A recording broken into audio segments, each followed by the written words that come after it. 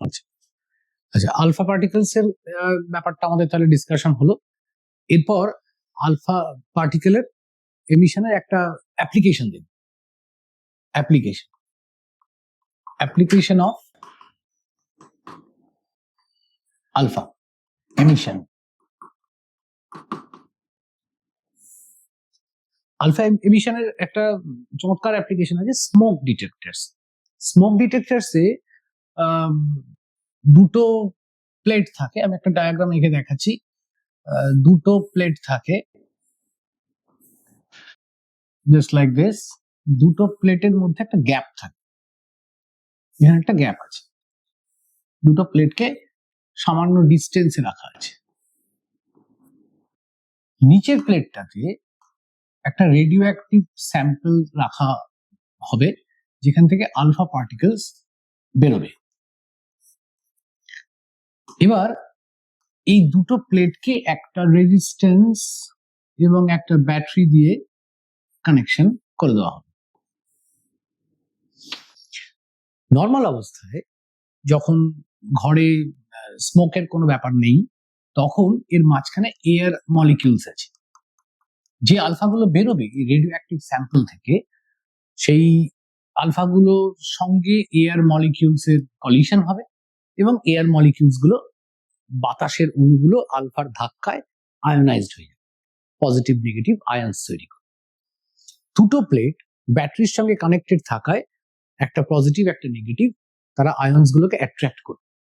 ফলে পজিটিভ আয়ন্স গুলো উপরের প্লেটে আর নেগেটিভ আয়ন্স গুলো নিচের প্লেটে যাবে। অর্থাৎ এই সার্কিটটার ভেতরে একটা কারেন্ট ফ্লো হবে, মাঝখানটায় আয়ন্স, তারের মধ্যে দিয়ে ইলেকট্রনস। এই আয়ন্স গুলো তৈরি করছে আলফা পার্টিকেলস এমিটেড ফ্রম এই রেডিও অ্যাক্টিভ সোর্স। এবার যদি স্মোক পার্টিকেলস চলে আসে, স্মোক মলিকিউলস এখানে ঢুকছে। যেই স্মোক মলিকিউলস এলো, তখন এই আয়োনাইজড যে এয়ার মলিকিউলস, যে বাতাসের পরমাণুগুলো আলফা পার্টিকেলের সঙ্গে ধাক্কায় আয়োনাইজড হয়ে যাচ্ছিল, তারপরে প্লেটের মধ্যে দিয়ে যাওয়া আসা করছিল, তাদের মধ্যে বেশ কিছু আয়ন্স এখন এই স্মোক পার্টিকেলস এর সঙ্গে কলিশন হবে, হয়ে তাদের আয়ন চার্জটা নিউট্রালাইজ হয়ে যাবে। তার ফলে যতগুলো আয়ন আগে যাচ্ছিল, যখন ধোঁয়া ছিল না, তখন যতগুলো আয়ন্স কভার করছিল, কারেন্ট যা পাচ্ছিলাম, এখন আয়ন্স কমে যাচ্ছে সংখ্যায়। বেশ কিছু আয়ন বা স্মোকের সঙ্গে কলিশন হয়ে নিউট্রালাইজ হয়ে যাচ্ছে। তার ফলে কারেন্টের পরিমাণ, মানে যে আয়ন্স গুলো এখন তারের মধ্যে দিয়ে ফ্লো করবে, প্লেটে যাবে, সেই আয়ন্সের পরিমাণ কমে যাবে, ফলে কারেন্টটা কমে যাবে। যে কারেন্ট কমবে, সঙ্গে সঙ্গে একটা অ্যালার্ম ট্রিগার হয়ে যাবে, অ্যালার্মটা বাজতে শুরু করবে। এইভাবে স্মোক ডিটেক্টরসে আলফা পার্টিকেল কাজে লাগানো যায়। এটা একটা ছোট্ট ডায়াগ্রাম, খুব ইম্পর্টেন্ট কিছু নয়, জাস্ট ফর নলেজ। স্মোক ডিটেক্টরসে আলফা পার্টিকেলস ব্যবহার করা যেতে পারে। বেশ, এরপরে আমরা চলে যাব বিটা পার্টিকেলস এর দিকে। বিটা পার্টিকেলস, আচ্ছা, বিটাটা কি? বেসিক্যালি বিটা পার্টিকেলস হচ্ছে ইলেকট্রনস। বিটা পার্টিকেলের একটা ছোট্ট এক্সপ্লেনেশন আগে করে নেওয়া যাক। বিটা পার্টিকেলস নিউক্লিয়াস থেকে বেরোচ্ছে। Beta particles R emitted from radioactive nucleus. Types মূলত দু ধরনের বিটা পার্টিকেলস হতে পারে, একটা বিটা প্লাস আর একটা বিটা মাইনাস। বিটা মাইনাসটা ইলেকট্রনস, লেখা হবে ই, ওপরে 0, নিচে -1। আর বিটা প্লাসটা হচ্ছে পজিট্রনস, একদম ইলেকট্রনেরই মতন, সবকিছু সেম, শুধু চার্জটা পজিটিভ, 0+1। ইলেকট্রন আর পজিট্রন অ্যান্টি পার্টিকেলস, কোলাইড করে মিশে গেলে এনার্জি পাওয়া যায়, যে এনার্জিটা গামা হিসেবে বেরোয়, গামা রেজ হিসেবে বেরোয়। তাহলে ইলেকট্রনস মাইনাস, ওপর নিচে, ওপরে 0, নিচেরটা চার্জ নেগেটিভ, আর পজিট্রনস নিচে +1 0। চার্জের অ্যামাউন্ট দুজনেরই সেম 1.6, এর বেলায় প্লাস, 1.6 10 to the power -19, এর বেলায় মাইনাস। এখন কখন বিটা প্লাস আর কখন বিটা মাইনাস, কখন পজিট্রন কখন ইলেকট্রন বেরোবে, তো সেটা দেখবো এক্সাম্পলের থ্রু। তাহলে বিটা পার্টিকেল এমিশনটাকে আমরা মূলত ইলেকট্রন বা পজিট্রন এমিশনের কথাই বলবো। এবং বিটা পার্টিকেলস এমিটেড হলে আগে শিখেছো বিটা রশ্মি বেরোলে ভর সংখ্যা একই থাকে, কিন্তু পরমাণু ক্রমাঙ্ক 1 ঘর বেড়ে যায়। সেটা অবশ্য বিটা মাইনাসের জন্য। বিটা প্লাস মানে পজিট্রন বেরোলে ভর সংখ্যা তখন 1 ইউনিট কমে যাবে। তো এক্সাম্পল দেখা যাক বিটা পার্টিকেলস এমিশনের এক্সাম্পল। বিটা পার্টিকেলস যখন বেরোচ্ছে, ফার্স্ট এক্সাম্পল বিটা পার্টিকেলস এর ক্ষেত্রে থোরিয়ামের এক্সাম্পলটা নেওয়া যাক। থোরিয়াম 23490, সেটা প্রোট্যাক্টিনিয়াম এলিমেন্ট তৈরি করছে 23491, সঙ্গে একটা -1 ইলেকট্রন বেরোল। এই যে এক্সাম্পলটা দেখলাম, এখানে থোরিয়াম কনভার্ট হয়ে প্রোট্যাক্টিনিয়াম এলিমেন্ট তৈরি করছে, সঙ্গে বিটা বেরোচ্ছে। This is beta. এটাকে আমরা বিটা পার্টিকেল বলছি, মূলত ইলেকট্রন আর বিটা পার্টিকেল। এবার এর সঙ্গে আরেকটা পার্টিকেল বেরোবে যেটাকে বলা হয় অ্যান্টি নিউট্রিনো। এই পার্টিকেলটার নাম অ্যান্টি নিউট্রিনো। আচ্ছা, এটা কি করে বেরোচ্ছে, মানে এর ব্যাপার স্যাপার কি সেটা বলছি। তার আগে এনার্জির ব্যাপারটা একটু দেখে নেওয়া যাক। এনার্জি এর আগে আমরা কিউ ভ্যালু দেখেছি নিউক্লিয়ার রিয়াকশনে, এখানেও তো একটা নিউক্লিয়ার রিয়াকশনই হচ্ছে। থোরিয়াম প্রোট্যাক্টিনিয়াম হয়ে যাচ্ছে, সঙ্গে ইলেকট্রনস বেরোচ্ছে, তো এখানেও তো এলিমেন্ট চেঞ্জ হচ্ছে। সুতরাং এখানে এনার্জি কি হচ্ছে, মাস কি সেম থাকছে নাকি আলাদা হচ্ছে? তো থোরিয়াম 234 এর মাস যদি অ্যাটমিক মাস ইউনিট ইউ তে মেজার করা হয়, তাহলে 234.043594। আর প্রোট্যাক্টিনিয়াম এবং ইলেকট্রন মানে বিটা, এদের দুজনের টোটাল মাস একসাথে 234.04330।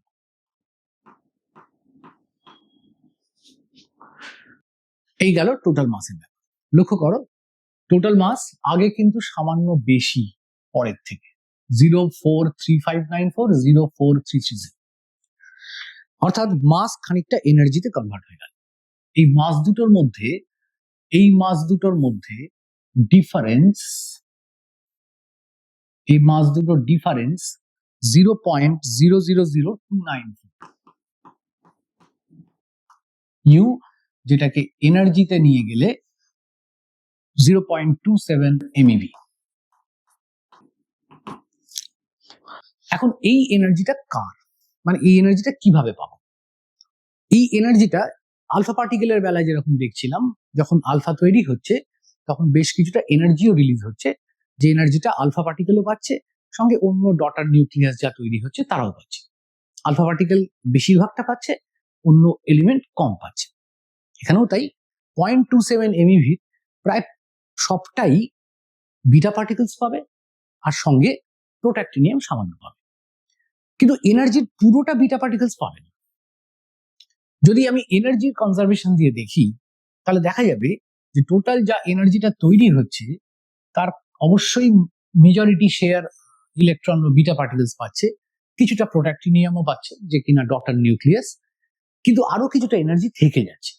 এই এনার্জিটা কোথায় যাচ্ছে, কে ক্যারি করছে, এইটা ইনভেস্টিগেট করতে গিয়ে পাউলি প্রথম একটা মিসিং পার্টিকেলের কথা বলেন। মিসিং পার্টিকেল, যে এমন একটা কেউ আছে যে এনার্জিটা ক্যারি করছে।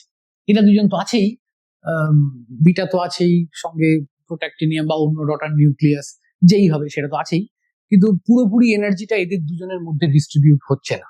যে শক্তিটা তৈরি হলো পুরোটা এদের মধ্যে ভাগ হলো না, খানিকটা থেকে যাচ্ছে। ওটা কে ক্যারি করছে? তো পাউলি প্রথমে একটা মিসিং পার্টিকেলের কথা এই প্রসঙ্গে বলে। পরবর্তীকালে এনরিকো ফেরমি অ্যারাউন্ড 1956 সম্ভবত, আমি সালটা ঠিক এক্সাক্ট মনে নেই, এনরিকো ফেরমি বিটা ডিকে নিয়ে একটা ডিটেলড থিওরি উনি আনেন এবং সেইখানে এই নিউট্রিনোর ব্যাপারটা বলেন। নিউট্রিনোর কথা তখন আসে। নিউট্রিনো কিরম ধরনের পার্টিকেল সেই সম্পর্কে কিছু বলে। এই নিউট্রিনোর ব্যাপারে ওখানে একটা টার্ম ইউজ হয়, little neutral one. Little neutral one অর্থাৎ এই নিউট্রিনোর মাস very small, even smaller than electron, ইলেকট্রনের থেকেও কম। প্রথম কথা, চার্জ নেই, জিরো, চার্জলেস। তাহলে মাস খুব কম, চার্জ নেই, স্পিন একটা আছে, স্পিন হাফ, স্পিনটা আছে হাফ, আর ইন্টারাকশন প্রায় করে না, অন্য ম্যাটারের সঙ্গে ইন্টারাকশন করে না বললেই চলে। এই চার্জ নেই, ইন্টারাকশনও করে না, এই কারণে এই নিউট্রিনো আবিষ্কার করাটাও খুব কঠিন হয়ে গেছিল। বহুদিন পরে অস্তিত্বটা প্রমাণ হয়। তাহলে interacts very little with other particles, অন্য পার্টিকেলের সঙ্গে ইন্টারাকশনটা খুব কম। তো এই যে নিউট্রিনো, নিউট্রিনো এখানে তৈরি হবে, এটা অ্যান্টি নিউট্রিনো, নিউট্রিনোরই অ্যান্টি পার্টিকেল, এবং অ্যান্টি নিউট্রিনোর প্রপার্টিজ কম বেশি একই রকম, প্রায় মাস টাস গুলো সেমই হয়। তো ওই অ্যান্টি নিউট্রিনো এই নিউট্রিনোরই মতন আর একটা অ্যান্টি পার্টিকেল এই প্রসেসে তৈরি হয়। তাহলে আমরা বিটার প্রথম যে এক্সাম্পলটা দেখলাম সেখানে বিটা মাইনাস বেরোচ্ছে, ইলেকট্রন বেরোচ্ছে, শুধু ইলেকট্রনই বেরোচ্ছে তা নয়, সঙ্গে আরেকটা পার্টিকেল তৈরি হচ্ছে যার নাম অ্যান্টি নিউট্রিনো। এরপর বিটা নেগেটিভ মানে দিকের ব্যাপারটা তো শিখলাম, বিটা পজিট্রনের দিকেটাও শিখবো। এক্সাম্পলটা তার আগে লাস্ট আরেকবার একটুখানি দেখে নিই। এখানে যে রিয়াকশনটা লেখা রয়েছে সেখানে থোরিয়াম প্রোট্যাক্টিনিয়াম হয়ে গেল, মাস নাম্বার কিন্তু সেম আছে, 234 ছিল 234ই আছে, অ্যাটমিক নাম্বার 90 থেকে 91 হয়েছে, অর্থাৎ অ্যাটমিক নাম্বার 1 ইউনিট ইনক্রিজ করে গেছে। এটাই আমরা শিখে এসেছি 9-10 স্ট্যান্ডার্ডে, যে বিটা পার্টিকেল বেরোলে ভর সংখ্যা একই থাকে, পরমাণু ক্রমাঙ্ক 1 ঘর বেড়ে যায়, যেটা এখানে হয়েছে। সঙ্গে বাড়তি জিনিস যেটা শিখলাম, মাস খানিকটা চেঞ্জ হয়, ফলে এনার্জি তৈরি হয়, এনার্জির রেসপেক্টে দেখলে আর একটা পার্টিকেলের অস্তিত্ব বোঝা যাচ্ছে আছে। নেক্সট যে এক্সাম্পলটা দেখবো এরপর সেটা beta minus decay, beta plus decay, beta plus decay. Beta plus বলতে পজিট্রনস।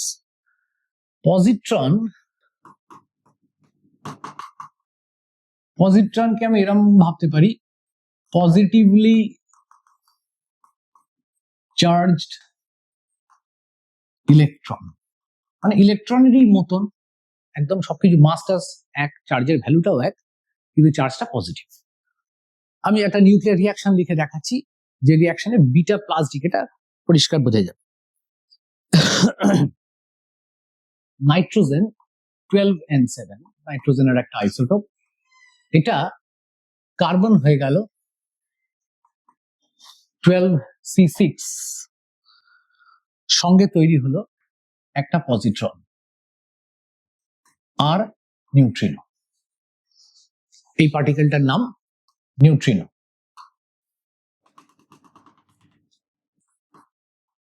নিউট্রিনো আর অ্যান্টি নিউট্রিনো, আগের বার অ্যান্টি নিউট্রিনো তৈরি হলো, এবারে তৈরি হলো নিউট্রিনো। লক্ষ্য করো এখানে ই এর পাশে সিম্বল গুলো দেখো, নিচে রয়েছে +1, ওপরে 0, তার মানে এটা পজিটিভলি চার্জড ইলেকট্রন, এটা কি আমরা পজিট্রন বলছি, অথবা বিটা প্লাস ডিকে বলছি। আর ভর সংখ্যা, পরমাণু ক্রমাঙ্ক ব্যাপারগুলো দেখা যায়। নাইট্রোজেনের ভর সংখ্যা আর কার্বনের ভর সংখ্যা একই আছে 12, কিন্তু পরমাণু ক্রমাঙ্ক 7 থেকে 6 হয়েছে। দ্যাট মিনস 1 ইউনিট ডিক্রিজ করেছে, 1 ইউনিট কমেছে, 7 থেকে 6। তাহলে বিটা ডিকে দু রকম হতে পারে, পজিট্রনও বেরোতে পারে, ইলেকট্রনও বেরোতে পারে। ভর সংখ্যা সেক্ষেত্রে একই থাকবে, পরমাণু ক্রমাঙ্কটা 1 ঘর বাড়তেও পারে, আবার 1 ঘর কমতেও পারে। That's all. এরপর গামা ডিকেতে চলে যাব। আচ্ছা, গামা কি করে বেরোচ্ছে? Gamma radiation. গামা রেডিয়েশনের বেলায় পার্টিকেল তো নয়, গামার প্রপার্টিজ কেমন? Gamma rays actually electromagnetic rays. Gamma rays এরা ইলেকট্রোম্যাগনেটিক ওয়েভস, এদের energy E equal to H nu, এই ফর্মুলা থেকে জানা যাবে। E equal to H nu. Electromagnetic waves বেরোনোর একটা ছোটখাটো অভিজ্ঞতা আমাদের আছে কম বেশি। যখন হাইড্রোজেন অ্যাটম পড়া হয়েছিল, এর আগে ভিডিও আছে, দেখে নেবে।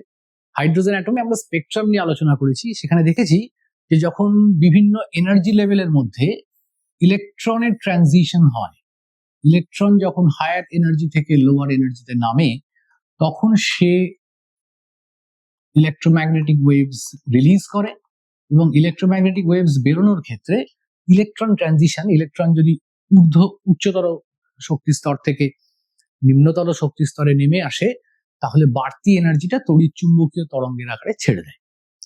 কিন্তু এখানে তো আমরা রেডিও অ্যাক্টিভিটি নিয়ে আলোচনা করছি। রেডিও অ্যাক্টিভিটিতে তো ইলেকট্রনের কোনো ভূমিকা নেই, ইলেকট্রন সেল নিয়ে বিন্দুমাত্র ভাবছি না। তো তাহলে এই রেডিও অ্যাক্টিভিটিতে ইলেকট্রোম্যাগনেটিক ওয়েভ কি করে বেরোচ্ছে? রেডিও অ্যাক্টিভিটিতে আমরা আলফা পড়েছি, বিটা পড়েছি। সেখানে নতুন যে নিউক্লিয়াসটা তৈরি হচ্ছে, সেই নিউক্লিয়াসের ভেতরেও এনার্জি লেভেলস আছে। এখানে একটা ডায়াগ্রাম দেখানো হয়েছে নিকেল 60 ব্যাপারে। সেখানে বিভিন্ন এনার্জি লেভেল দেখানো হয়েছে।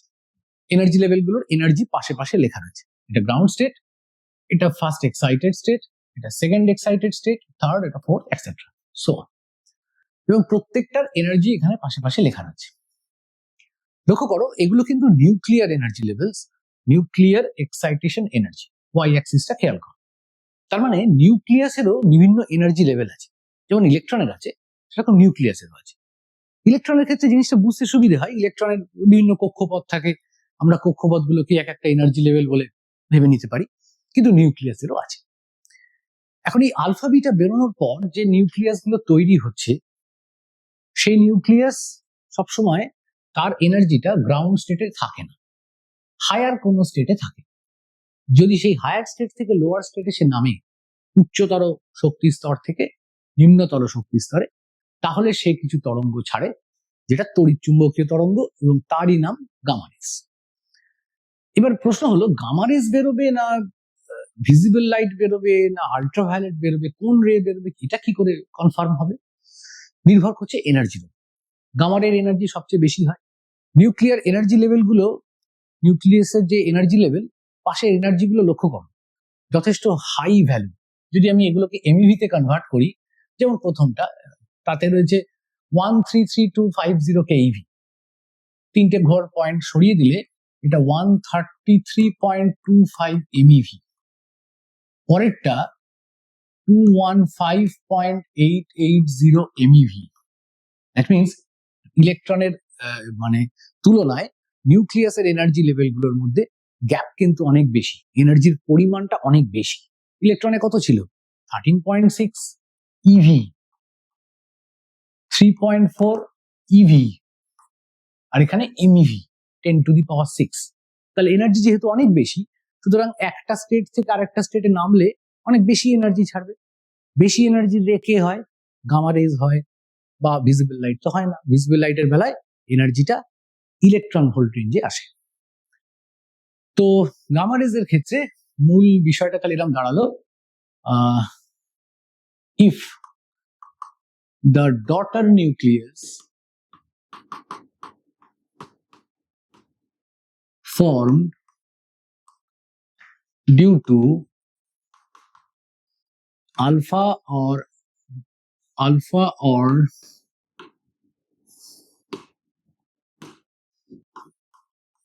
beta decay have higher energy then its nucleus transits to lower state, releasing extra energy as gamma ray. একটা ছোট্ট এক্সাম্পল দেখা যাক। 12b5 বোরন 12.5 সেটা কনভার্ট হয়ে ধরা যাক কার্বন অ্যাটম তৈরি করলো 12c6 সঙ্গে একটা বিটা বেরোলো, আর বেরোলো অ্যান্টি নিউট্রিনো।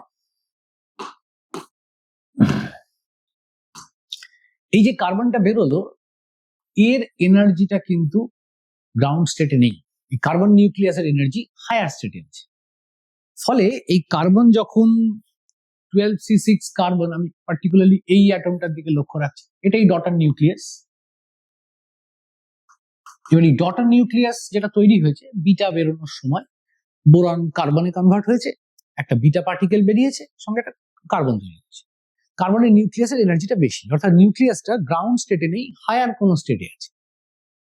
এবার সেই কার্বন নিউক্লিয়াস যখন হায়ার স্টেট থেকে লোয়ার স্টেটে আসছে, সঙ্গে ওই এক্সট্রা এনার্জিটা বেরোচ্ছে, যেটাকে আমরা গামা রে বলছি। গামা রে, এইটা ছিল এক্সাইটেড কার্বন। তাহলে গামা পার্টিকেলস বেরোচ্ছে কি করে? গামা পার্টিকেলস বেরোচ্ছে ডটার নিউক্লিয়াসের এক্সট্রা এনার্জিটা গামা হিসেবে বেরোচ্ছে। এই গেল গামার ব্যাপার। লক্ষ্য করো এখানে গামা যখন বেরোচ্ছে মাস নাম্বার যা ছিল, অ্যাটমিক নাম্বার যা ছিল সব তাই আছে, কোনো চেঞ্জ হয়নি। শুধু একটা এনার্জির ব্যাপার, শুধু এনার্জিটাই রে হিসেবে এমিটেড হচ্ছে, বেরোচ্ছে। তাহলে গামা রেজ যখন বেরোয় তখন নিউক্লিয়াসের কোনো চেঞ্জ হয় না, শুধুমাত্র এনার্জি এমিশন হয়। তো আলফা বিটা গামা, তাহলে তিনটে রে সম্পর্কে আমাদের বেসিক কিছু ডিসকাশন হলো। এরপরে চলে যাব নিউক্লিয়ার ডিকে লতে, এক্সপোনেনশিয়াল ডিকে ল। আচ্ছা, ডিকে লর মূল প্রসঙ্গটা আগে একটু বলে নিই। এই ছবিটা থেকে আগে দেখে নয়, এই ছবিটাতে প্রথমে গ্রাফটার দিকে তাকানোর দরকার নেই, আগে ওপরের পোর্শনটা দেখো। ওপরে এটা একটা স্যাম্পল, এই বক্সটা, এই রেক্ট্যাঙ্গেলটা একটা কৌটো ভাবতে পারো, যার ভেতরে এই গোলগুলো হচ্ছে সিলভার বা একটা কালার দেওয়া রয়েছে, গোলগুলো হচ্ছে রেডিও অ্যাক্টিভ নিউক্লিয়াস, অর্থাৎ এটা আলফা বিটা গামা কিছু একটা ছাড়বে। কোনো একটা স্যাম্পল ওই কৌটোটার মধ্যে আছে, রেডিও অ্যাক্টিভ স্যাম্পল। এবার যেই আলফা বিটা ছাড়তে শুরু করলো, হয় আলফা নয় বিটা, দুটো একসঙ্গে তো হবে না, তখন নিউক্লিয়াসটা চেঞ্জ হতে শুরু হবে। ওই নিউক্লিয়াস থাকবে না, অন্য কিছু হয়ে যাবে। তার ফলে কৌটোটার ভেতরে টোটাল নাম্বার অফ নিউক্লিয়াস একই আছে, কিন্তু ওই নিউক্লিয়াসের সংখ্যা কমে যাচ্ছে আস্তে আস্তে যত সময় যাচ্ছে। অর্থাৎ নাম্বার অফ নিউক্লিয়াস ক্রমশ ডিক্রিজ করছে। রেডিও অ্যাক্টিভ স্যাম্পল নিয়ে আমি কাজ শুরু করেছি। রেডিও অ্যাক্টিভ স্যাম্পলে যে তেজস্ক্রিয় পরমাণুগুলো ছিল তার সংখ্যা ক্রমশ কমছে।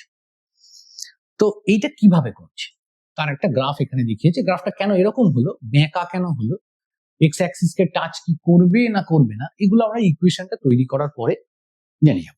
ইকুয়েশনটা খুব একটা শক্ত কিছু নয়, খুব সিম্পল ইকুয়েশন।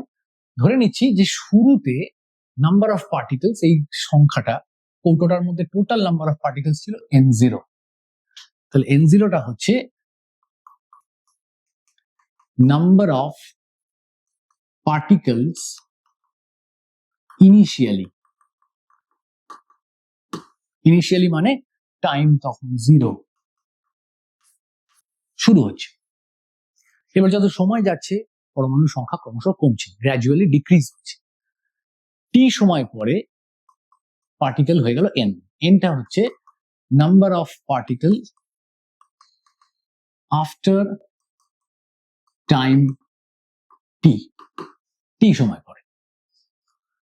আরো একটু অল্প সময় দেওয়া হলো, তাতে দেখা গেল ডিএন হয়ে গেল। ডিএনটা তাহলে কি? ডিএনটা হচ্ছে number of particles that decay in time dt. সংখ্যা দিয়ে বলি, ধরো শুরুতে আমি 1 কোটি পরমাণু নিয়ে শুরু করেছি। 2 ঘন্টা পরে এসে দেখলাম পরমাণুর সংখ্যা 1 কোটি থেকে কমে 70 লক্ষ হয়ে গেছে। এনটা হচ্ছে 70 লাখ। 2 ঘন্টা পরে টিটা হচ্ছে 2 ঘন্টা। এবার আমি সামনে দাঁড়িয়ে আছি, দাঁড়িয়ে থেকে খুব অল্প সময় দিলাম স্টপ ওয়াচ, 2 সেকেন্ড। 2 সেকেন্ডের মধ্যে দেখলাম, 2 সেকেন্ড হচ্ছে ডিটি, 2 সেকেন্ডের মধ্যে দেখলাম যে 500টা পরমাণু আমার চোখের সামনে আলফা বিটা কিছু একটা বর্জন করে পাল্টে গেল। তাহলে ডিটি সময় কটা পরমাণু পাল্টে গেল? ডিএন সংখ্যা। তাহলে রেট অফ ডিকে, কি হারে পরিবর্তন হচ্ছে, রেট অফ ডিকে কত হবে? Dn dt. এই সংখ্যাটাকে, এই ব্যাপারটাকে রেট অফ ডিকে বলবো। এইবার এটা কিসের উপর নির্ভর করে? মানে ডিকেটা রেটটা বাড়বে কি করে? আমার সামনে আমি 10 সেকেন্ড দাঁড়াবো কি 2 সেকেন্ড দাঁড়াবো, এই 2 সেকেন্ডের মধ্যে কি 50টা পরমাণু বিঘটন হবে? 50টা পরমাণু থেকে আলফা বিটা বেরোবে, নাকি বেরোবেই না, নাকি 2000 বেরোবে? সেইটা কিসের উপর নির্ভর করে? সেইটা নির্ভর করে ডিএনডিটি প্রপোর্শনাল টু এন। ধরা যাক স্যাম্পেলের ভিতরে 1 কোটি পরমাণু, তাহলে প্রবাবিলিটি অনেক বেশি কেউ না কেউ সারাক্ষণই আলফা বিটা বর্জন করবে, ডিএনডিটি বেশি হবে, রেটটা বেশি হবে। আমি হয়তো 2টো পরমাণু নিয়ে এক্সপেরিমেন্ট করছি, জাস্ট 2টো। 10 দিন বসে আছি, কেউই কিছুই করে না, কেউ আলফাও ছাড়ে না, বিটাও ছাড়ে না, তাহলে ডিকে রেটটা অনেক কমে যাবে। সুতরাং স্যাম্পল সাইজ যত বড় হবে, পরমাণুর সংখ্যা যত বেশি হবে, তত দ্রুত আলফা বিটা বর্জনের প্রশ্ন আসবে, অর্থাৎ ডিকেটা বাড়বে। ডিএনডিটি ইজ প্রপোর্শনাল টু এন। কিন্তু প্রপোর্শনাল তো হলো, কিন্তু যত সময় বাড়বে তত ডিকে রেটটা আস্তে আস্তে কমবে। টি বাড়লে ডিএন কমবে, কারণ যত সময় যাবে পরমাণুর সংখ্যা আস্তে আস্তে কমতে থাকবে, তাই একটা মাইনাস দেবে। তাহলে decay, rate of decay N এর উপর ডিপেন্ড করছে। প্রপোর্শনাল সিম্বলটা তুলে দিলে ডিএনডিটি এসে যাবে মাইনাস ল্যামডা টাইমস এন। এই ল্যামডাটাকে কনস্ট্যান্ট ধরে নিচ্ছি, ডিকে কনস্ট্যান্ট, এটা ডিকে কনস্ট্যান্ট। এবার ডিএনডিটি বেরিয়ে গেল, খুব ইম্পর্টেন্ট এই ফর্মুলাটা, পরেও কাজে লাগে। এবার একটা ছোট্ট করে ইন্টিগ্রেশন করা যাক, দেখা যাক কি হয়। আমি ডিএন এর নিচে এনটাকে নামিয়ে নেবো, ডান দিকে minus lambda times dt. N এর ভ্যালু n0 ছিল টাইম যখন ছিল 0, এন এর ভ্যালু এন হয়ে গেল, মানে নাম্বার অফ পার্টিকেলস এন হয়ে গেল টাইম যখন টি। তাহলে আমি ইন্টিগ্রেশন করছি, integrating dn by n, limit দেবো n0 থেকে n, n0 শুরুতে, টি সময় পরে n, ডান দিকে মাইনাস ল্যামডা 0 টু টি ডিটি। 1/n কে ইন্টিগ্রেট করলে log n হয়, log ন্যাচারাল নিচ্ছি, log n, n0 থেকে n, ডান দিকে মাইনাস ল্যামডা টাইমস টি, ডিটি কে ইন্টিগ্রেট করলে টি, লিমিট বসালে টি। এবার এখানে বাঁদিকে লিমিট টিমিট বসিয়ে ফেললে log n by n0 equal to minus lambda times T. তাহলে nটা এসে যাবে n0 e to the power minus lambda T. এই লটাই decay law, exponential decay law, এবং এটাকেই কাজে লাগিয়ে গ্রাফটা টানা হয়েছে। লক্ষ্য করো, এই ভ্যালুতে, এই ফর্মুলাটাতে টি এর জায়গায় যদি আমি 0 বসাই, তাহলে ই টু দা পাওয়ার 0 মানে 1, এনটা তাহলে হবে n0। এই দেখো, টিটা 0 হতে এনটা n0। আবার যদি টিটার জায়গায় আমি ইনফিনিটি বসাই, তাহলে এনটা কত আসবে? টি এর জায়গায় ইনফিনিটি বসালে e to the power minus infinity, that means 1/e to the power infinity, যেটা 0 হবে, তাহলে এনটা আসবে 0। অর্থাৎ টাইম যখন ইনফিনিটিতে যাবে তখন গ্রাফটা কমতে কমতে কমতে কমতে 0 আসবে। যেহেতু ইনফিনিটিতে গিয়ে মেলে, তাই এইখানে গ্রাফটা এক্স অ্যাক্সিসকে টাচ করবে না, ওই জায়গাতে গ্রাফ এক্স অ্যাক্সিসকে টাচ করবে না। এই গেল এক্সপোনেনশিয়াল ডিকে ল। এটা আমাদের অঙ্ক করার ক্ষেত্রে খুবই ইফেক্টিভ, বহুবার এই ফর্মুলাটা দরকার হবে। নেক্সট, এক্সপোনেনশিয়াল ডিকে লর পর এক্সপ্রেশনটার ডিডাকশনটা পরীক্ষায় আসে, এখান থেকে বেশ কিছু অঙ্কও হয়। এরপর চলে যাব হাফ লাইফ। হাফ লাইফ বাংলায় অর্ধায়ু। অর্ধায়ু কি জিনিস? নাম থেকেই বোঝা যাচ্ছে, হাফ লাইফ, জীবন অর্ধেক হয়ে যাবে, মানে লাইফ হাফ হয়ে যাবে। হাফ লাইফের কনসেপ্ট এরকম, এনটা ছিল n0, number of particles at the beginning, শুরুতে t ইকুয়াল টু তখন 0। কত সময় পরে পার্টিকলসটা হাফ হয়ে গেল, এনটা হয়ে গেল n0/2। তার মানে নাম্বার অফ পার্টিকলস, পার্টিকেল মানে কি পার্টিকেল? রেডিও অ্যাক্টিভ পার্টিকেলের কথা বলছি। আমি যদি 1 কোটি পরমাণু নিয়ে শুরু করি, ইউরেনিয়াম 1 কোটি পরমাণু, তাহলে কত সময় পরে সেই সংখ্যাটা হাফ হয়ে যাবে, অর্ধেক হয়ে যাবে, অর্থাৎ 50 লাখ হয়ে যাবে। Number of particles become half after time T half. এই টি হাফটাকে বলে অর্ধায়ু। যত সময় পরে পরমাণু সংখ্যা অর্ধেক হয়ে যাচ্ছে, সেটাকে অর্ধায়ু বলছি। মিটে গেল। এবার এইটা বার করবো কি করে? একটা এক্সপ্রেশন অলরেডি প্রমাণ করা হয়ে গেছে, এইটা এক্সপোনেনশিয়াল ডিকে ল, এটাকে কাজে লাগাবো। এখানে এন এর জায়গায় n0/2 বসাবো, টি এর জায়গায় টি হাফ বসাবো। টাইমটাই তো বার করতে চাইছি, তাহলে টি এর জায়গায় টি হাফ বসাবো। তো এক্সপ্রেশনটা কেমন আসবে? n equal to n0 e to the power minus lambda t, n এর জায়গায় n0/2 lambda times t, sorry t এর জায়গায় টি হাফ বসবে।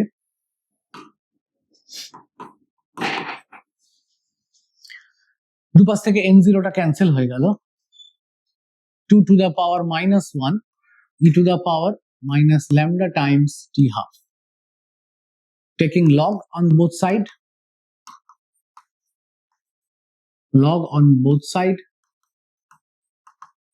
দুদিকে লগ নিলে minus log 2 minus lambda times t half log e. log e base ও e, ln এর base তো e হয়, log e এর ভ্যালুটা হচ্ছে 1, দুপাশ থেকে মাইনাস ক্যান্সেল হলো, t হাফটা এসে গেল log 2 বাই ল্যামডা। এই গেল অর্ধায়ু বার করার রাস্তা। log 2 এর জায়গায় 0.693 অনেক সময় বসানো যায়, অ্যাপ্রক্সিমেট ভ্যালু, log 2 দিয়েও অঙ্ক করে ফেলা যায়, এখান থেকে নিউমেরিক্যালস হতে পারে। তাহলে অর্ধায়ু ফর্মুলাটা ইম্পর্টেন্ট।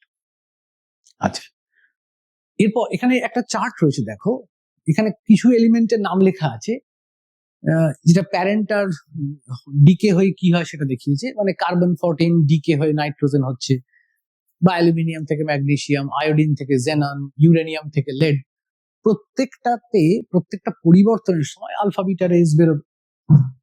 এবার এই পরিবর্তনটা হচ্ছে, মানে কার্বন হাফ লাইফ অর্ধায়ু, মানে 5730 বছর পরে আমি যদি 1 কোটি কার্বন পরমাণু নিয়ে শুরু করি, 5730 বছর পরে কার্বন পরমাণুর সংখ্যা 1 কোটি থেকে কমে 50 লাখ হয়ে যাবে। বাকি 50 লাখ কি হবে? বাকি 50 লাখ নাইট্রোজেন 14 পরিণত হবে, যেটা রেডিও অ্যাক্টিভ। অথবা অ্যালুমিনিয়াম 26 নিয়ে শুরু করলাম, 26, অ্যালুমিনিয়ামের সংখ্যাটাও ছিল মনে করো শুরুতে ছিল n, তাহলে ওই 74000 অর্থাৎ 7,40,000 বছর পরে এই অ্যালুমিনিয়ামের সংখ্যাটা হয়ে দাঁড়াবে n/2। তাহলে বাকি n/2 অ্যালুমিনিয়াম কোথায় গেল? বাকি n/2 অ্যালুমিনিয়াম ম্যাগনেসিয়ামে কনভার্ট হয়ে গেছে। কৌটোর মধ্যে n সংখ্যকই পরমাণু আছে, কিন্তু শুরুতে সবাই ছিল অ্যালুমিনিয়াম। ওই 7,40,000 বছর পরে সংখ্যাটা হাফ, 50 লাখ হয়ে যাচ্ছে, বা যা শুরু করেছিলাম তার হাফ হয়ে যাচ্ছে। এটা হচ্ছে অর্ধায়ু। এখানে কিছু এক্সাম্পল দেওয়া রয়েছে, এগুলো মুখস্থ রাখার বিষয় নয়, জাস্ট দেখার জন্য যে অর্ধায়ু কত বেশি হতে পারে। ইভেন রুবিডিয়ামের অর্ধায়ু তো বিলিয়ন, তার মানে পৃথিবীর জন্মের সময় যতটা ছিল এখনো তার হাফ বোধহয় হয়নি। সুতরাং অর্ধায়ুর 2-1 ঘন্টার কারুর কারুর হয়, আবার কারুর কারুর বছরে মিলিয়ন্স অফ ইয়ার্স, বিলিয়ন্স ইয়ার্সও হতে পারে। এই গেল অর্ধায়ুর ব্যাপার। নেক্সট, এরপর গড় আয়ু, মিন লাইফ। মিন লাইফটা কি? মিন লাইফ হচ্ছে টোটাল যটা পরমাণু নিয়ে আমি এগোচ্ছি সব কটা ডিকে হতে যে সময় লাগবে, সব আমি 10টা পরমাণু নিয়ে এক্সপেরিমেন্ট শুরু করেছি, 10টাই ডিকে হয়ে গেছে, টোটাল যা টাইম লেগেছে তাকে যদি 10 দিয়ে ভাগ করি তাহলে পাবো গড় আয়ু। এমনিতে গড় আয়ু, মিন লাইফ বাংলায় গড় আয়ু বলে। গড় আয়ু বলতে আমরা কি বুঝি? মানে 10টা লোকের যদি গড় আয়ু বার করতে হবে, তাহলে সেই 10 জনের জীবনকাল কত, কে কত বছর বেঁচেছেন সেইটা আমরা যোগ করব, করে 10 দিয়ে ভাগ করবো। কনসেপ্টটা এখানেও অনেকটা সেরকমই। এখানে শুধুমাত্র রেডিও অ্যাক্টিভ এলিমেন্ট নিয়ে কথাটা হচ্ছে। তাহলে মিন লাইফের কনসেপ্টটা হলো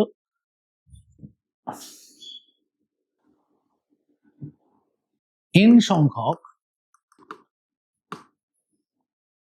বা সরি বাংলাতে নয় English,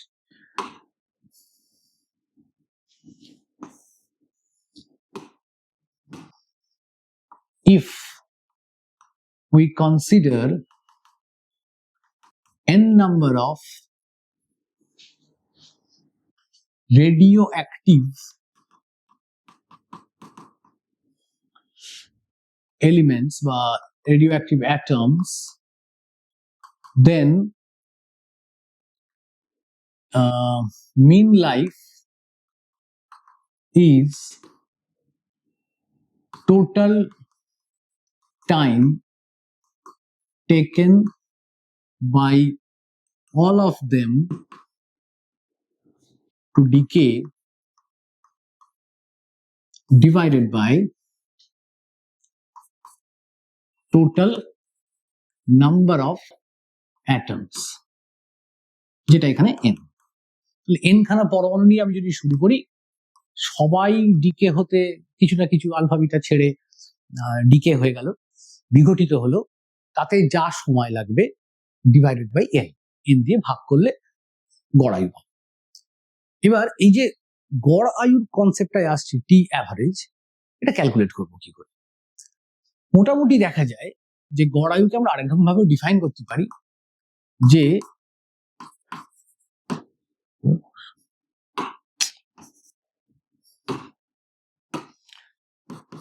time taken to decay 1/e times the initial value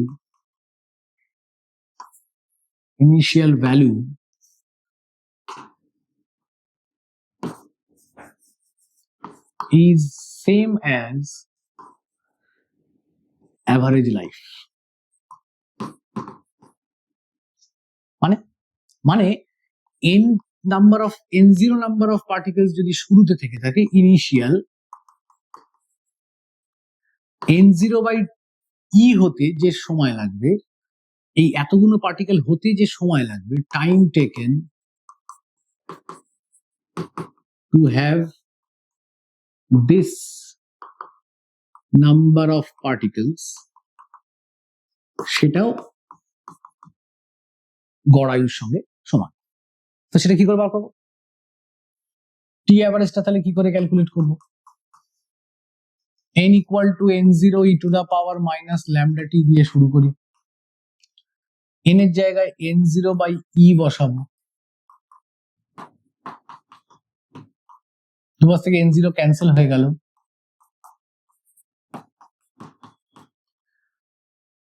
দুদিকে লগ নিয়ে নিলে minus log E minus lambda T log E, log ইটা 1, মাইনাস মাইনাস ক্যান্সেল হয়ে গেল, তাহলে টিটা এসে গেল 1/λ। This T is T average. তাহলে গড় আয়ুর ফর্মুলা হচ্ছে টি অ্যাভারেজ বেরোবে 1/λ। এই তিনটে এক্সপ্রেশন দরকার হবে, একটা গড় আয়ু, একটা অর্ধায়ু, আর একটা ডিকে ল। তিনটে দিয়েই কাজ হয়ে যাবে। আচ্ছা, ডিকে লটাকে অর্ধায়ু দিয়ে লেখার একটা টেকনিক আছে, সেটা দেখবো।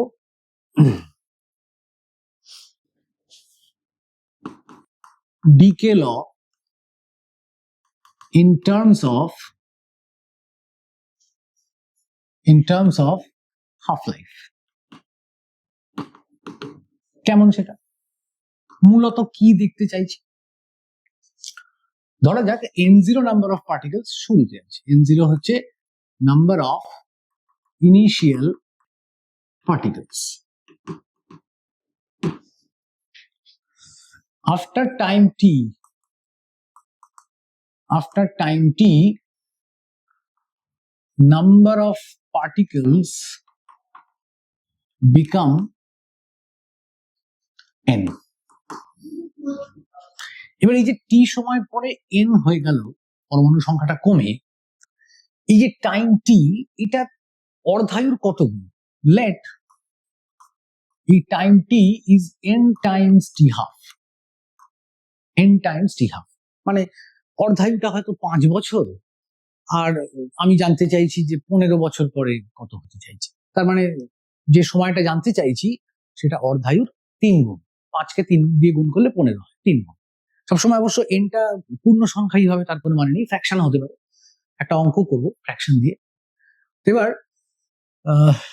এই এন এর টার্মসে কি করে বার করা যায়? তার মানে আমি সময়টাকে হটিয়ে দিয়ে অর্ধায়ুর কত গুণ এটা জানতে চাইছি, এন দিয়ে একটা ফর্মুলা তৈরি করার চেষ্টা করছি। তো ঠিক আছে, এবার এন এর জায়গায় আমরা তো জানি N equal to n0 e to the power minus lambda T. T এর জায়গায় এটা বসাচ্ছি n টাইমস টি হাফ। ঠিক আছে, টি হাফ মানে অর্ধায়ু। অর্ধায়ুর একটা ফর্মুলা অলরেডি জানি, log 2/λ। এটা এখানে বসিয়ে দেবো, এটা আমি জানি, এটা এখানে ইউজ করবো। তাহলে পরের লাইনে ইকুয়েশনটা হয়ে যাবে n0 e to the power minus lambda n t হাফের জায়গায় log 2/λ।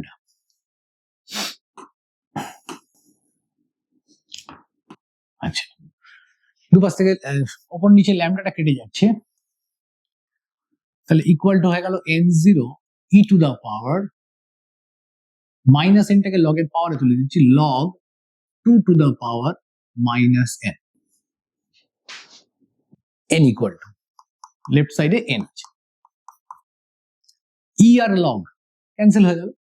তাহলে পরের লাইনটা হয়ে গেল n0 2 to the power minus n। তাহলে n/n0 ইকুয়াল টু এসে গেল 2 to the power minus n। তাহলে n0 বার করাটা এখন আরেকটা রাস্তা হচ্ছে, এইটাও হতে পারে। এই ফর্মুলাটাও খুব এফেক্টিভ। ফর এক্সাম্পল একটা কোয়েশ্চেন করা যাক, if half life of a substance is 3.5 years, then find, আচ্ছা এটা 3.5 না রেখে, ফ্র্যাকশন না রেখে হোল নাম্বার দিয়ে দিই, ক্যালকুলেশন সুবিধা হবে, 4 years say, then find number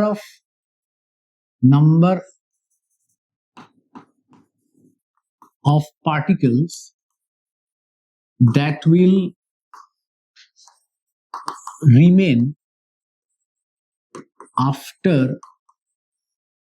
10 years।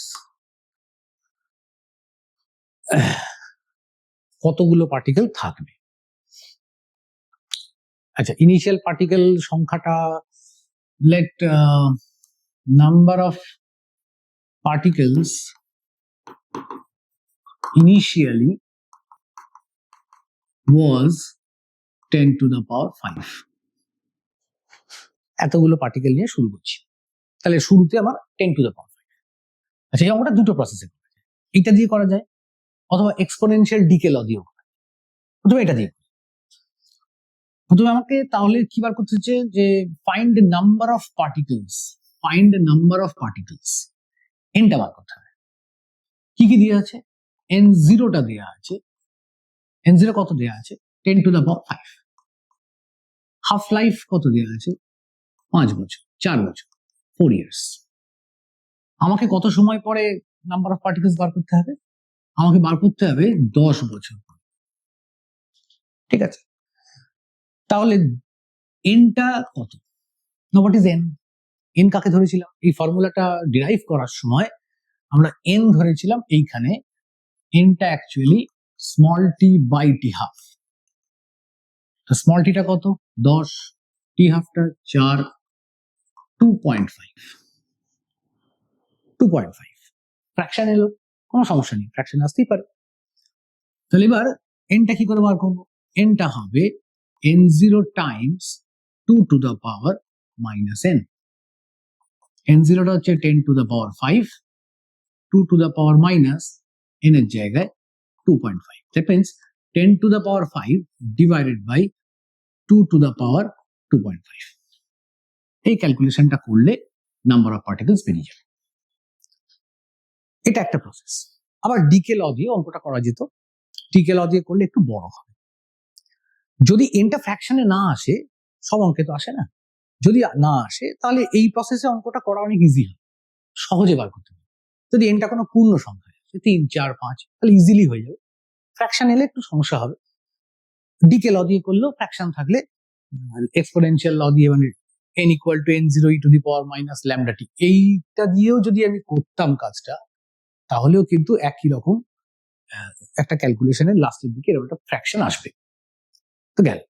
তাহলে আমরা গড় আয়ু, অর্ধায়ু এই পোর্শনটা নিয়ে আমাদের ডিসকাশন কমপ্লিট হয়ে গেল। এই ভিডিওতে আমরা রেডিও অ্যাক্টিভিটি পার্টটাকে কভার করলাম। নেক্সট ভিডিওতে রেডিও অ্যাক্টিভিটির উপর কিছু অঙ্ক, 2-4টি প্রবলেমস, আর ফিশন ফিউশন সঙ্গে বাইন্ডিং এনার্জি কার্ভ, এইগুলো দেখবো। তাহলে এই ভিডিওটা পর্যন্তই থাকলো। Thank you everybody.